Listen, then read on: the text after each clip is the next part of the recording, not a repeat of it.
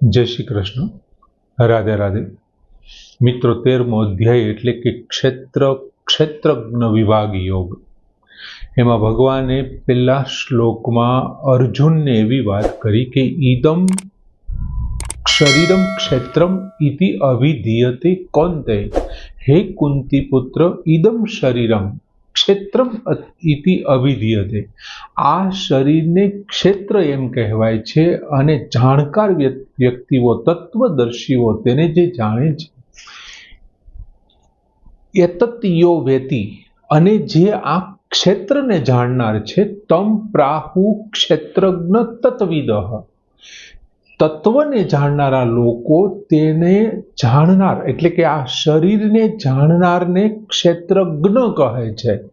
शरीर एक क्षेत्र छे अने शरीर ने आखा शरीर ने जे जाणे छे एने क्षेत्रज्ञ तम प्राहु तेने कहे छे। कोण? तो के तत्विदः, तेने जाणनारो। जे लोको साचा अर्थमां ओळखी गया छे परमात्माने ए लोको शरीर ने जाणनार ने क्षेत्रज्ञ एटले के जीवात्माने क्षेत्रज्ञ कहे छे अने शरीर ने क्षेत्र कहे छे। एवी बात करी पहला श्लोक में। अने बीजा श्लोक में हवे भगवान आ जे ज्ञान छे ते ज साचुं मोक्ष प्राप्ति माटे जन्म मृत्युना बंधनमांथी मुक्त थवुं होय तो आज ज्ञान तमारे काम लागशे एवुं भगवान कहे छे कि क्षेत्रज्ञ च अपि माम विधि सर्व क्षेत्रेषु भारत। जो बहुत सरस बात करी। क्षेत्रज्ञ च अपि माम विधि सर्व क्षेत्रेषु भारत। क्षेत्र क्षेत्रज्ञयोः ज्ञानम यत् तत् ज्ञानम मतम मम। भगवान शू कहे छे? भारत, हे भरतवंशीओमां श्रेष्ठ अर्जुन, हे भरतवंशी अर्जुन, सर्व क्षेत्रेषु बधा क्षेत्रोमां, बधा शरीरमां। जो क्षेत्र एटले शरीर, बधा शरीरमां। अहीं मात्र मानस शरीरनी वात नथी करवानी, माणसना एकनी, मानस जातिनुं एक शरीर। एमां नाना मोटा स्त्री पुरुष बधा आवी गया, लूला लंगड़ा देखावड़ा बधा ज एमां आवी गया। माणसनुं एक शरीर छे, गायनुं एक शरीर छे, पक्षीनुं एक शरीर छे। ए पक्षीओ पछी बधा ज पक्षीओ आवी गया। भगवान शुं कहे छे? हे भारत, हे भरतवंशी अर्जुन, सर्व क्षेत्रेषु बधा क्षेत्रोमां क्षेत्रज्ञ, क्षेत्रज्ञ एटले जीवात्मा, क्षेत्रज्ञ चापि माम विधि, मने जाण। माम विधि, मने जाण। बधा शरीरनी अंदर जे जीवात्मा बैठो छे, जे आत्मा बैठो छे, ए हूँ छुं। भगवान एम कहे छे माम विधि, एक क्षेत्रज्ञ तू मने जाण। च अने क्षेत्र क्षेत्रज्ञयोः ज्ञानम, क्षेत्र अने क्षेत्रज्ञनुं जे ज्ञान छे तत् यत् तत् ज्ञानम मतम मम। ज्ञानम यत् तेज मतम मम, मारा मत प्रमाणे ज्ञानम ज्ञान छे। तू बधा शरीरोनी अंदर क्षेत्रज्ञ मने जाण, बधा क्षेत्रोमां तू मने क्षेत्रज्ञ जाण, अने क्षेत्र क्षेत्रज्ञनुं जे ज्ञान छे ने मारा मत प्रमाणे ते ज ज्ञान छे। साचुं ज्ञान तो ए छे। जो तू क्षेत्र ने नहीं ओळखी शके, एमने क्षेत्र ने जाणवा वाळा क्षेत्रज्ञ ने नहीं ओळखी शके तो तू गमे त्या संसार में फसाई जईश। माटे तारी पासे जो श्रेष्ठ ज्ञान तारे जोईतुं होय ने तो आ बे विशेनुं ज्ञान तारे लेवुं जोईए एवो मारो मत छे। भगवान अहीं 13मा अध्यायमां एमना विશે ज ज्ञान आपवाना छे। ए जरूरी छे, मूळ पायाथी लीधुं छे भगवान। बीजुं मित्रों, आपणे पहेलाय जोयुं हतुं के 1 થી 6 ए कर्म योग छे, कर्मना मार्गथी छे। पछी 7 થી 12 ए भक्ति मार्ग छे अने 13 થી 18 ए ज्ञान मार्ग छे। एटले संपूर्णपणे ज्ञाननी चर्चा थशे। जो हवे खरेखर थाय छे शुं? भगवान एम कहे छे के सगळा क्षेत्रोमां हूँ छुं। ए अहम भाव छे। કોઈ પણ શરીર હોય, સઘળા ક્ષેત્ર, કોઈ પણ શરીરમાં હું છું એ અહંભાવ રહેલો છે. એમાં જે હું છે ને એ ક્ષેત્ર છે, એ શરીર છે. હું છે એ શરીર છે. એને આપણે પહેલા શ્લોકમાં શું કીધું હતું? એતત થી બતાવ્યું હતું. અને જે છું છે એ હુંને જાણવા વાળો ક્ષેત્રજ્ઞ છે. હુંને જાણવા વાળો ક્ષેત્રજ્ઞ છે. અને એના માટે શબ્દ વેતી શબ્દ આપ્યો હતો. એમને જે જાણે છે, એતત્યહ વેતી, એમને જે જાણનારો છે. તમ પ્રાહુ ક્ષેત્રજ્ઞ તત્વિધિ, એમને જાણકારો તેને ક્ષેત્રજ્ઞ કહે છે. એટલે જે છું છે એ હુંને જાણવા વાળો ક્ષેત્રજ્ઞ છે.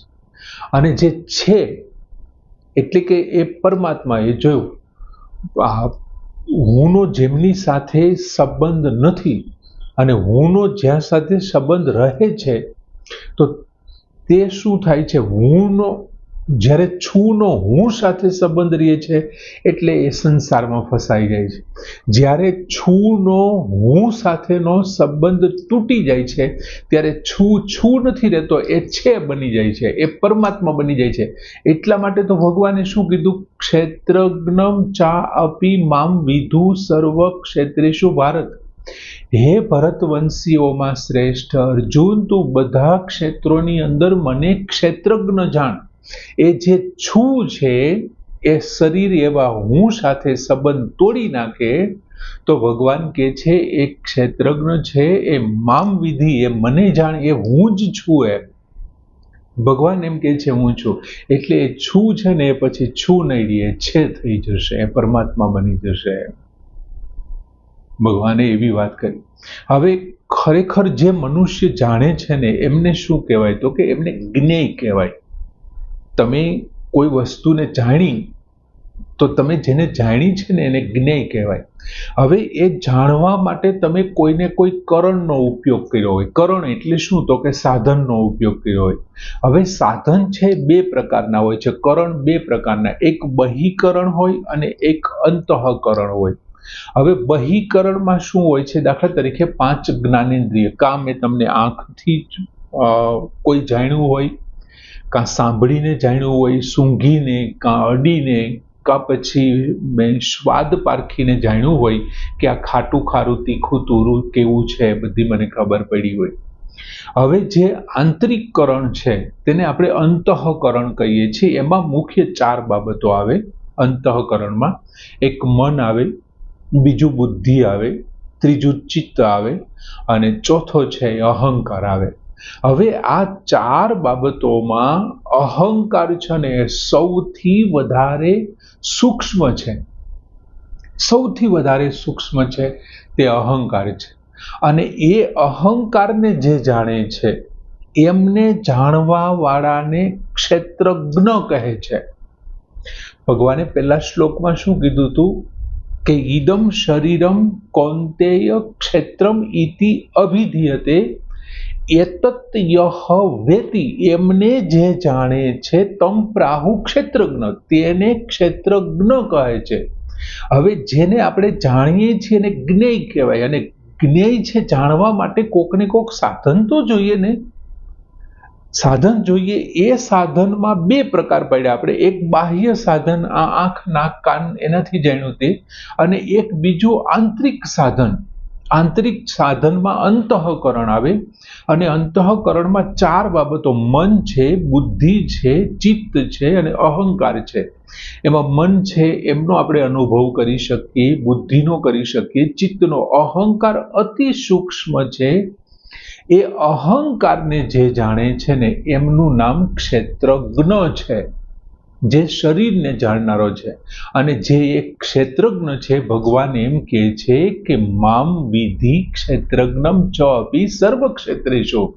દરેક ક્ષેત્રની અંદર જે આ અહંકારને જાણવા વાળો ક્ષેત્રજ્ઞ છે, મામ વિધિ, તું એમ મને સમજ.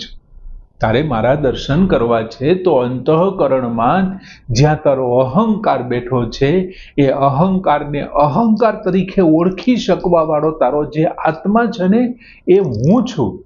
મામ વિધિ એ મને જાણ એવું કહેવા માંગે છે, તે મારું સ્વરૂપ છે. ક્ષેત્રજ્ઞમ ચાપી મામ વિદ્ધિ સર્વ ક્ષેત્રેષુ ભારત. હે ભરતવંશી, તું એ મને જાણ. હવે અહીંયા વિધિનું તાત્પર્ય શું છે? તો કે હે અર્જુન, તું પોતાને શરીરમાં અને શરીરને તું પોતાનું માની બેઠો છો.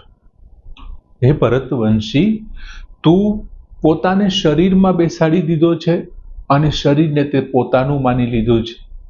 તેને બદલે તું જો મારામાં સ્થાયી થા અને મને તું જો પોતાનો માન. કેમ કે શરીર સાથે એકતા છોડી દે, અને જો મારી સાથે તારે તું એકતા કરીશ ને તો શરીર સાથેની એકતા છોડવી આવશ્યકતા છે. તું જ્યાં સુધી શરીરની એકતા નહીં છોડને ત્યાં સુધી તું મારી સાથે એકતા નહીં કરી શકે. જેમ અહીં ક્ષેત્રજ્ઞ ચા આપી મામ વિધિ, ક્ષેત્રજ્ઞની એકતા બતાવી, એવી જ વાત બીજા અધ્યાયના 17મા શ્લોકમાં ક્ષેત્રજ્ઞ માટે ભગવાને શું કીધું હતું? તો કે અવિનાશી તું તત્વિધિ યેન સર્વમ ઇદમ તતમ. એ જે અવિનાશી છે એમને તું જાણ કે જેને કારણે આ સમગ્ર વ્યાપ્ત થયેલું છે. તત્વિધિ. બીજું 9મા અધ્યાયના 4થા શ્લોકમાં પણ ભગવાને પોતાના માટે એક શબ્દ બહુ સરસ વાત કરી હતી કે મયા તતમ ઈદમ સર્વમ જગત અવ્યક્ત મૂર્તિના. આ જે અવ્યક્ત મૂર્તિરૂપ જગત છે એ શું છે? મયા તતમ ઈદમ સર્વમ. એ બધું જ મારાથી વ્યાપ્ત થયેલું છે. જો ત્યાં ક્ષેત્રજ્ઞ વિશે ભગવાને એટલે કે શરીરી વિશે બીજા અધ્યાયમાં કીધું હતું, એ જ વસ્તુ ક્ષેત્રજ્ઞ વિશે અહીં કહે છે, અને એ જ વસ્તુ 9મા અધ્યાયના 4થા શ્લોકમાં ભગવાને પોતાના વિશે કીધું. એટલે દરેક જગ્યાએ ભગવાને ક્ષેત્રજ્ઞ તરીકે, શરીરી તરીકે, મમેવ અંશો જીવલોકે 15મા અધ્યાયમાં પણ એ જ વસ્તુ આવશે. આમ દરેક જગ્યાએ પોતાની ક્ષેત્રજ્ઞ સાથે એકતા બતાવી છે. એટલે અર્જુનને જો ભગવાન સાથે એકતા કરવી હશે, ક્ષેત્રજ્ઞએ ભગવાન સાથે એકતા કરવી હશે, તો એમને શરીર સાથેના સંબંધ તોડવા જ પડશે.